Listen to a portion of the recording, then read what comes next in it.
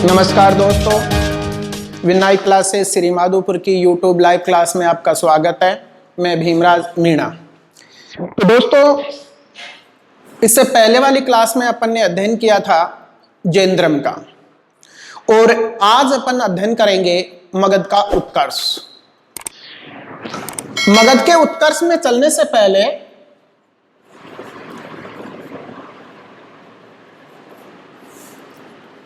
मैं थोड़ा सा आपको महाजनपद काल के बारे में बताऊंगा। देखिए, अगर अपन लेते हैं तो अपन ने सबसे पहले तो अध्ययन किया था सिंधु घाटी सभ्यता का, और सिंधु घाटी सभ्यता का लास्ट समय अपन ने निकाला था 1750 ईसा पूर्व। उसके बाद में अपना जो दूसरा टॉपिक था वैदिक सभ्यता, और वैदिक सभ्यता का अपन ने लास्ट समय निकाला था 600 ईसा पूर्व। और दोस्तों, इसके बाद में जो काल आता है उसे अपन कह सकते हैं महाजनपद काल। और महाजनपद काल का समय 600 ईसा पूर्व से 325 ईसा पूर्व आता है। और इस 600 ईसा पूर्व से 325 ईसा पूर्व के बीच में जो निकल के आते हैं बौद्ध धर्म,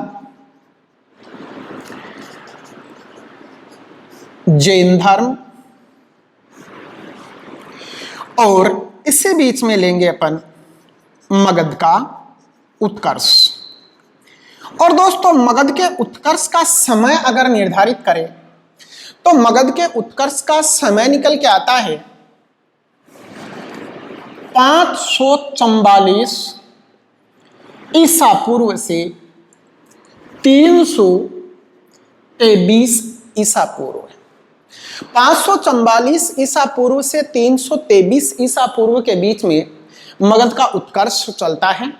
और इस मगध के उत्कर्ष में 3 राजवंशों का सहयोग होता है। मगध के उत्कर्ष में 3 राजवंश जिन्होंने सहयोग दिया, और ये 3 राजवंश है हर्यक वंश, शिशुनाग वंश, और तीसरा आ जाता है इसमें नंद वंश।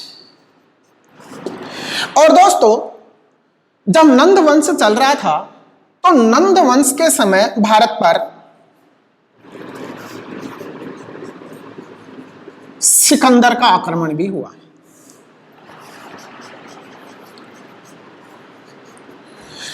तो मगध के उत्कर्ष में चलने से पहले मैं थोड़ा सा प्रकाश महाजनपद काल पे डालूंगा। तो देखिए, समस्त भारत में इस अवधि में 600 ईसा पूर्व से 325 ईसा पूर्व के मध्य 16 बड़े महाजनपद थे। और इन 16 महाजनपदों का उल्लेख 2 ग्रंथों में प्राप्त होता है। इन 2 ग्रंथों की बात करें तो देखिए, एक तो है बौद्ध ग्रंथ अंगुत्तर निकाय, और दूसरा ग्रंथ है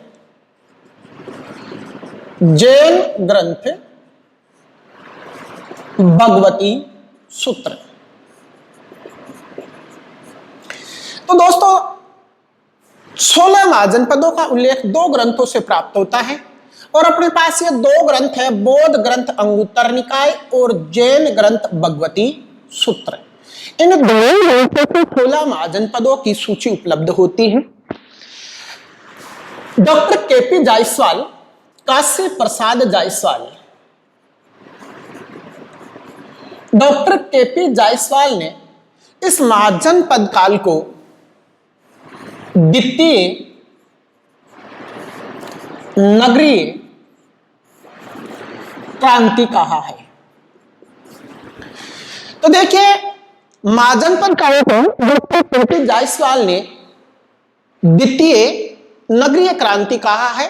और इससे पहले अपन ने अध्ययन किया था कि भारत की प्रथम नगरीय क्रांति या प्रथम नगरीय सभ्यता जो थी वो सिंधु घाटी सभ्यता थी। तो द्वितीय नगरीय क्रांति कहलाती है आपका महाजनपद काल। और इस महाजनपद काल में संपूर्ण गंगा घाटी का विकास हुआ, लोहे के प्रमाण प्राप्त हुए। दूसरा, इसी काल में भारत में प्रथम मुद्रा जिसे आप कहते हैं आहत मुद्रा का प्रचलन हुआ, आहत मुद्रा प्रचलित हुई। तो देखिए इन 16 जनपदों में से एकमात्र महाजनपद जिसका नाम था अस्मक, जो कि दक्षिण भारत में स्थित था। तो दोस्तों देखेंगे दक्षिण भारत में एकमात्र महाजनपद जिसका नाम था अस्मक और इसकी राजधानी थी कोतन, जो कि गोदावरी नदी के तट पर स्थित था। बाकी राजस्थान में भी महाजनपदों का उल्लेख मिलता है। राजस्थान में महाजनपद की अगर बात करें तो मत्स्य महाजनपद राजस्थान में स्थित था, जिसकी राजधानी विराटनगर थी। और इस में पांडवों ने अपना 13वां वर्ष जो कि अज्ञातवास था इसी विराटनगर में रहकर उन्होंने व्यतीत किया। आज भी विराटनगर से महाभारत कालीन अवशेष प्राप्त होते हैं। एकमात्र ऐसी सभ्यता राजस्थान की बैराट सभ्यता है जहां से आपको महाभारत काल से लेकर कुषाण काल तक के अवशेष प्राप्त होते हैं। मौर्य काल, कुषाण काल आदि के अवशेष यहां से प्राप्त हुए हैं। तो अब अपन मगध के उत्कर्ष में चलने से पहले मेरा एक बार आपसे निवेदन है कि कृपया आप हमारे चैनल को सब्सक्राइब, लाइक, शेयर करना ना भूलें और ज्यादा से ज्यादा इसको शेयर कीजिए ताकि ज्यादा से ज्यादा लोगों तक ये वीडियो पहुंचे तथा कंपटीशन के एग्जाम करने वाले भाई बहनों को इससे लाभ प्राप्त हो सके। धन्यवाद। उत्कर्ष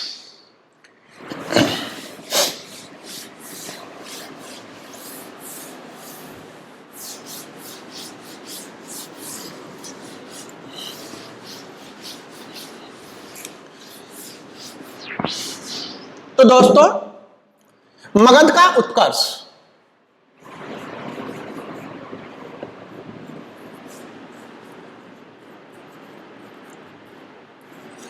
और मगध के उत्कर्ष का समय अपन ले रहे हैं 544 ईसा पूर्व से 323 ईसा पूर्व तक।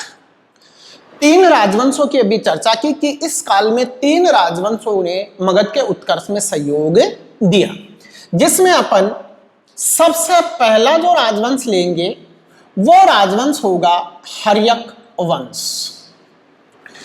और हर्यक वंश का समय अगर लेते हैं तो हर्यक वंश चलता है 544 ईसा पूर्व से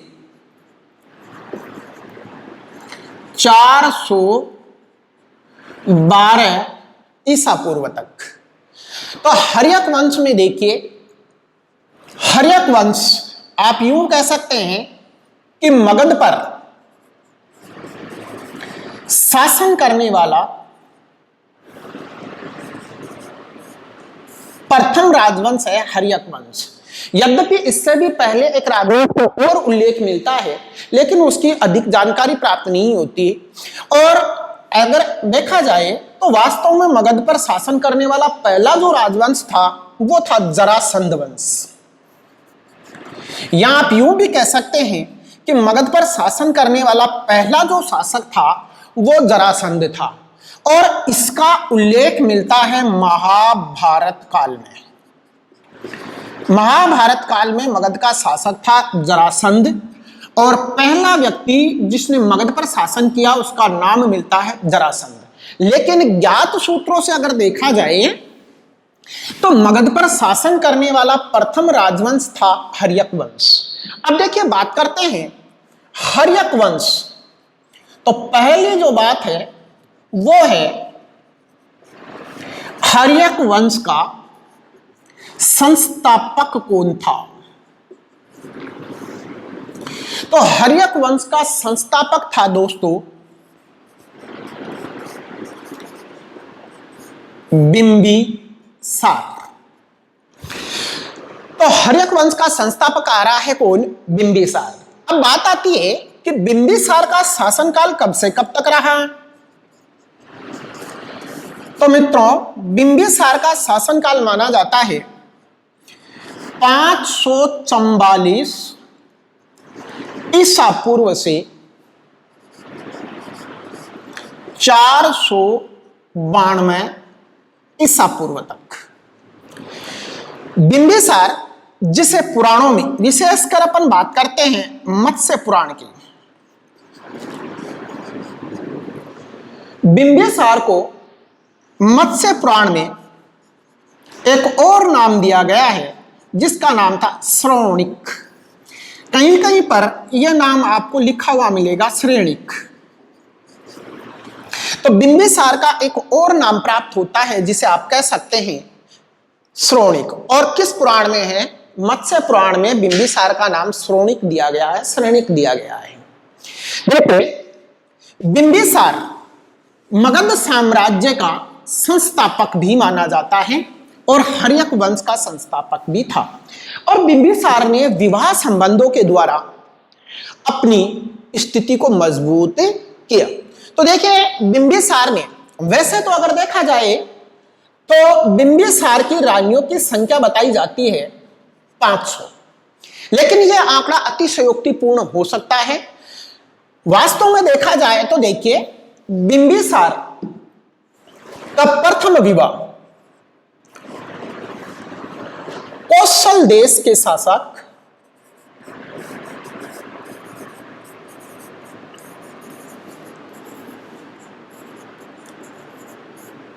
प्रसेनजित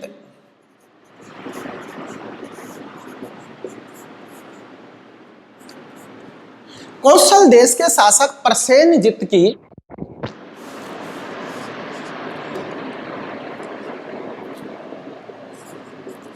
बहन, जिसका नाम था महाकोशला। तो देखिए दोस्तों, कौशल देश की राजकुमारी जिसका नाम है महाकोशला, इस महाकोशला का विवाह बिंबिसार के साथ हुआ। यह बिंबिसार का प्रथम विवाह था।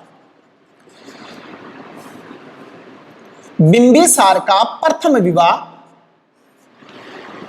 महाकोशला के साथ हुआ और इस विवाह के फलस्वरूप बिंबिसार को काशी प्रांत दहेज में दिया गया, जो भारत में संभवतः दहेज प्रथा का प्रथम प्रमाण है।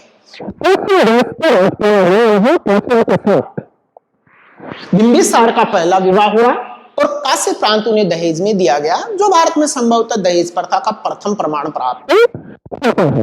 दूसरा विवाह लेते हैं वैशाली के राजा चेटक। वैशाली के राजा चेटक की बहन, जिसका नाम था चेलना। इस चेलना के साथ भी बिंबिसार का विवाह संपन्न हुआ। और एक तीसरे विवाह का और उल्लेख मिलता है मद्र देश। और मद्र देश, वर्तमान आप स्थिति ले सकते हैं इसकी पंजाब। मद्र देश की राजकुमारी, जिसका नाम था क्षेमा, इसका विवाह भी बिंबिसार के साथ संपन्न हुआ। तो इन विवाह संबंधों के द्वारा बिंबिसार ने मगध की सीमाओं को सुरक्षित किया। दूसरी बात देखते हैं, बिंबिसार का एक मित्र जिसका नाम था चंड प्रद्योत। देखिए दोस्तों, अवंती का शासक, और अवंती भी एक महाजनपद था जिसकी 2 राजधानियां थी, उज्जैनी और महिष्मति। तो अवंती के राजा चंड प्रद्योत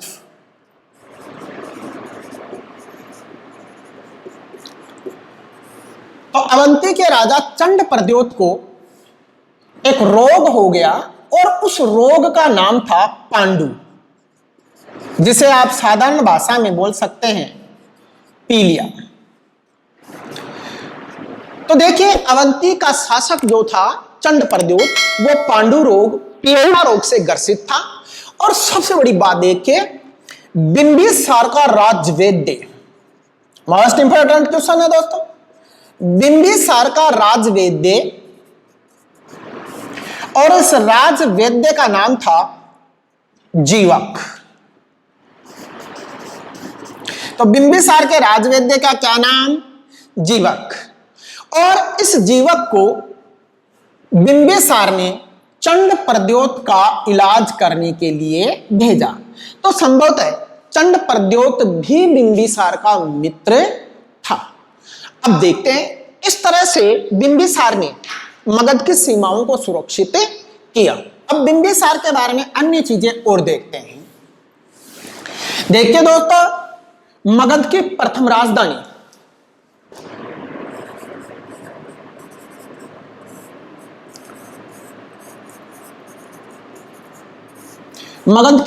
राजधानी गिरिवज्र थी। यह मगध की पहली राजधानी है, गिरिवज्र। तथा मगध की दूसरी राजधानी बनी गिरिवज्र से राजगृह। तो मगध की प्रथम राजधानी तो थी गिरिवज्र और दूसरी राजधानी बनी राजगृह। 492 ईसा पूर्व में बिंबिसार के पुत्र अजात शत्रु ने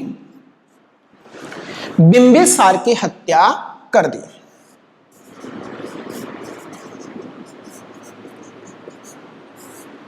और अजात शत्रु मगध का शासक बना।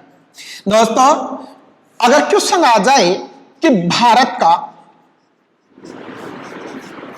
प्रथम पितृहंता शासक, तो भारत का प्रथम पितृहंता शासक आ जाएगा अजात शत्रु। वैसे तो अगर देखा जाए तो पूरा का पूरा राजवंश यानी हर्यक राजवंश, इसे पूरे को ही पितृहंता के नाम से जाना जाता है। तो कई बार क्वेश्चन पूछा गया है कि कौन सा राजवंश पितृहंता राजवंश के नाम से जाना जाता है। हर्यक वंश पितृहंता राजवंश के नाम से भी जाना जाता है। अब आगे देखते हैं। यह तो हुई बिंबिसार की बात। अब मगध का दूसरा शासक लेते हैं, अजात शत्रु।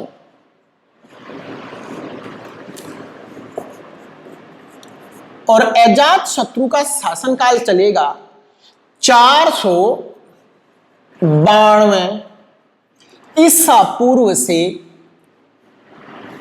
460 ईसा पूर्व। यह अजात शत्रु का शासनकाल है। अजात शत्रु, जिसका शाब्दिक अर्थ होता है जिसके शत्रु ने कभी जन्म ही ना लिया हो, और अजात शत्रु का एक और नाम मिलता है कुणिक। अजात शत्रु को कुणिक नाम से भी जाना जाता है। देखिए, बिंबिसार की मृत्यु के बाद, बिंबिसार की हत्या के बाद महाकोशला इस आघात को सहन नहीं कर पाई। परिणाम,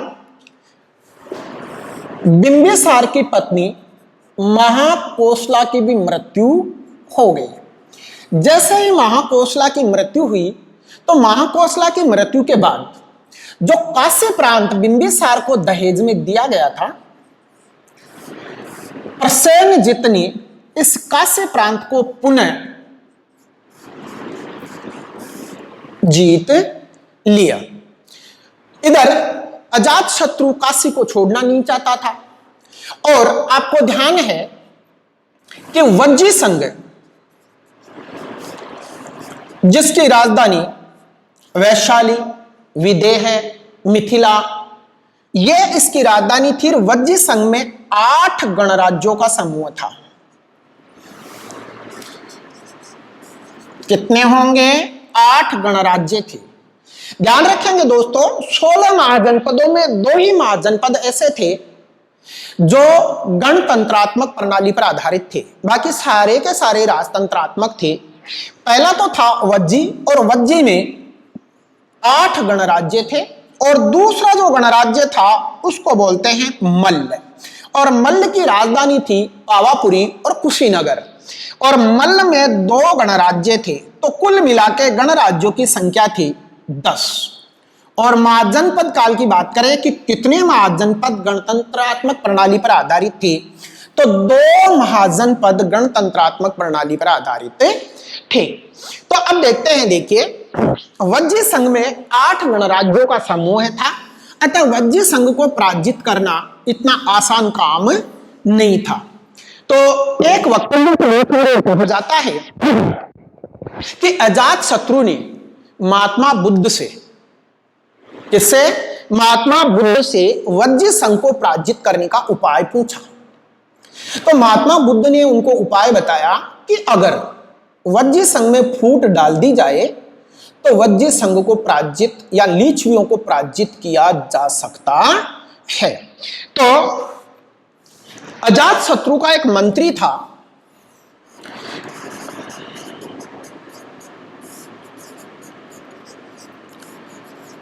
अजात शत्रु के मंत्री का नाम था वस्कार।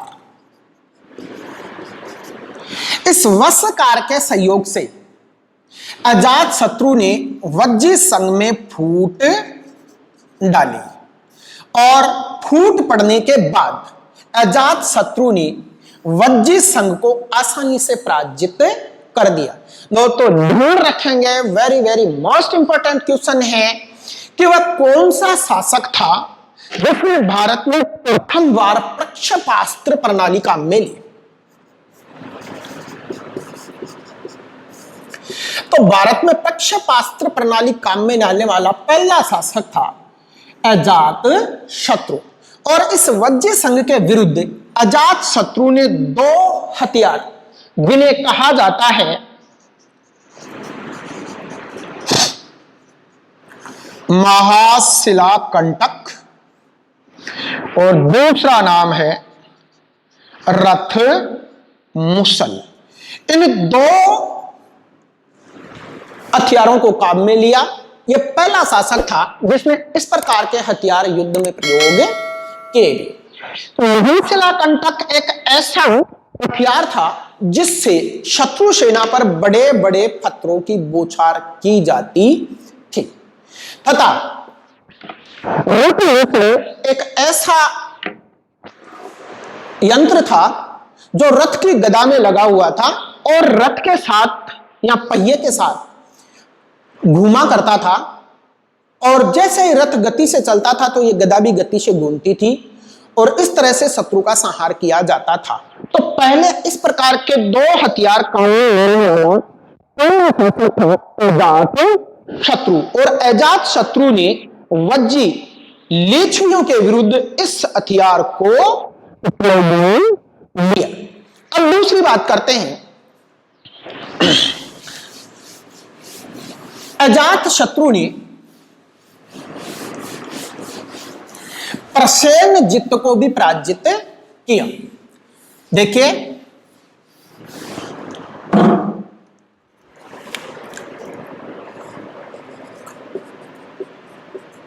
अजात शत्रु और प्रसेनजित के मध्य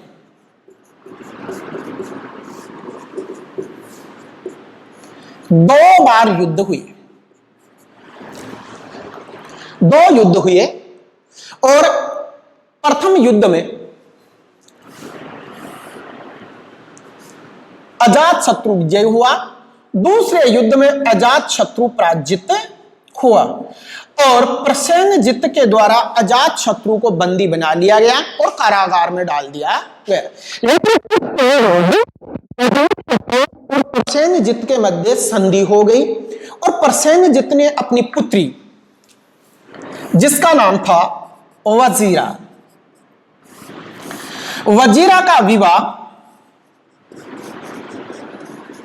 अजात शत्रु के साथ कर दिया और काशी प्रांत पुनः दहेज में प्राप्त किया गया। पुनः दहेज में अजात शत्रु को काशी प्रांत दिया गया और हमेशा हमेशा काशी मगध का अंग बन गया। अजात शत्रु ने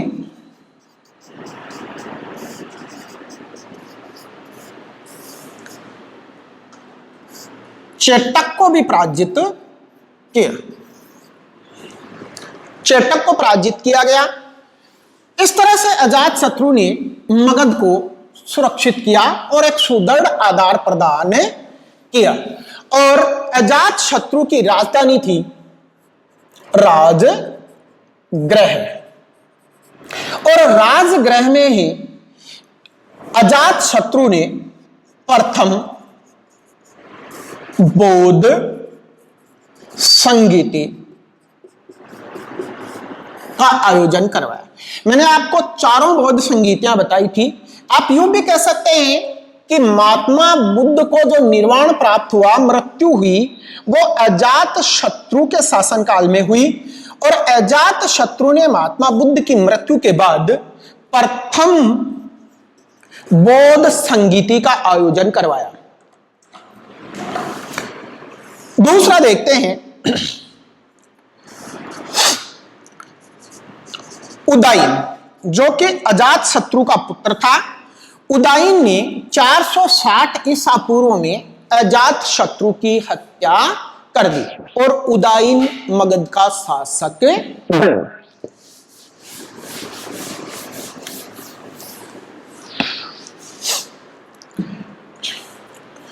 तो अगला शासक है, देखिए दोस्तों, उदाइन। इसका शासनकाल चलता है 460 ईसा पूर्व से 444 ईसा पूर्व।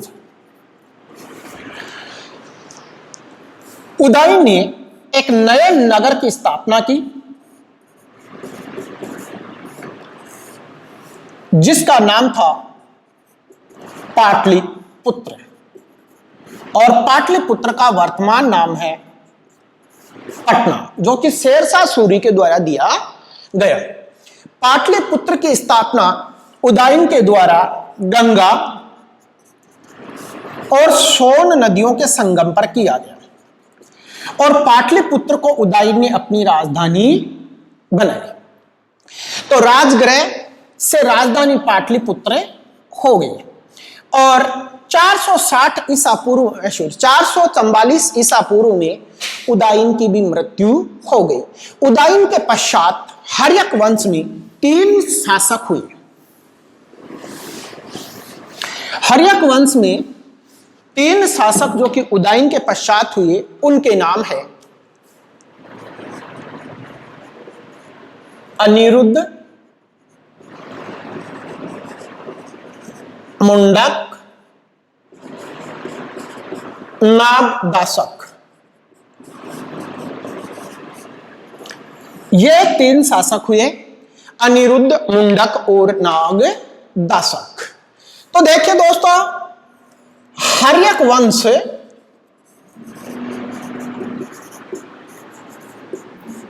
हर्यक वंश का अंतिम शासक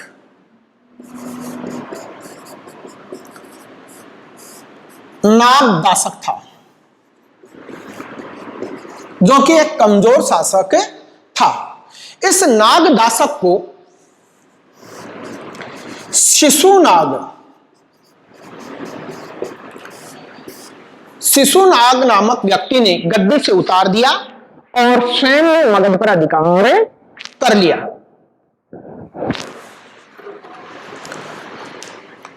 और एक मगध में नवीन राजवंश जिसे आप शिशुनाग वंश के नाम से जानते हैं, और यह शिशुनाग वंश 412 ईसा पूर्व से 344 ईसा पूर्व तक चला। इसमें कोई विशेष नहीं है। शिशुनाग जो कि 412 ईसा पूर्व में गद्दी पर बैठा और शिशुनाग के पश्चात शासक हुआ कालाशोक, या फिर अपन इसको कहते हैं काकवर्ण। यह शासक हुआ कालाशोक अथवा काकवर्ण, और कालाशोक ने राजधानी बना दी मगध की वैशाली को। वैशाली को राजधानी बनाई गई। और आपको ध्यान है कि कालाशोक के समय द्वितीय बौद्ध संहिता, जिसका समय अपन ने लिया था 383 ईसा पूर्व, तो कालाशोक के समय द्वितीय बौद्ध संगीति का आयोजन हुआ। और इस शिशुनाग वंश का अंतिम शासक था नंदीवर्धन। तो ध्यान रखेंगे दोस्तों, हर्यक वंश का अंतिम शासक था नागदासक, शिशुनाग वंश का अंतिम शासक था नंदीवर्धन, और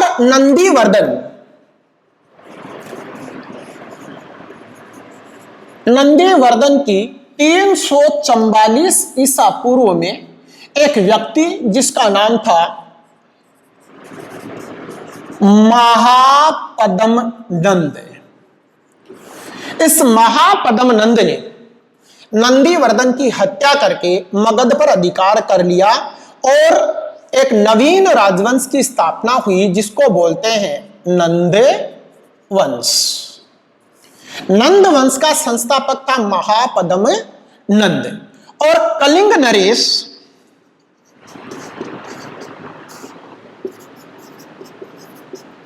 खारवेल, कलिंग नरेश खारवेल का हाथी गुंफा अभिलेख, इस हाथी गुंफा अभिलेख से ज्ञात होता है कि कलिंग नरेश खारवेल हाथी गुंफा अभिलेख से ज्ञात होता है कि महापद्म नंद जैन धर्म का अनुयायी था और इसने कलिंग से जिनसेन की मूर्ति उठाकर पाटलिपुत्र लाया और कलिंग में महापद्म नंद ने एक नहर का निर्माण करवाया।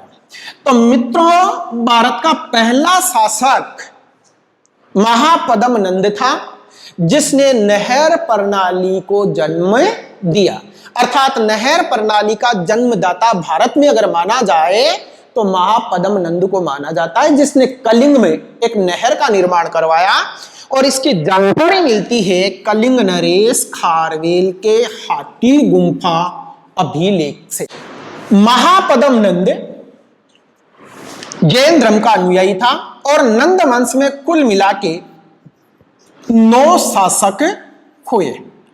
इन 9 शासकों को नवनंद के नाम से जाना जाता है। यूनानी लेखक महापद्म नंद को अग्रमीज के नाम से पुकारते हैं। इसके एक उपाधि भी प्राप्त होती है, सर्व छत्रांतक, अर्थात सभी क्षत्रियों का विनाशक, ये इसकी उपाधि भी थी। इसे द्वितीय परशुराम के नाम से भी जाना जाता है। नंद वंश का अंतिम शासक घनानंद था और घनानंद के समय ही 326 ईसा पूर्व में सिकंदर का भारत पर आक्रमण हुआ। 326 भारत पर आक्रमण किया। सिकंदर को भारत पर आक्रमण करने का निमंत्रण तक्षशिला के शासक आम्बी को दिया जाता है। तक्षशिला गांधार महाजनपद की राजधानी थी और आम्बी भारत का प्रथम देशद्रोही शासक कहलाता है। तक्षशिला के शासक आम्बी को भारत का पहला देशद्रोही शासक कहा जाता है। सिकंदर के आक्रमण से जो अव्यवस्थाएं फैली, उन अव्यवस्थाओं का लाभ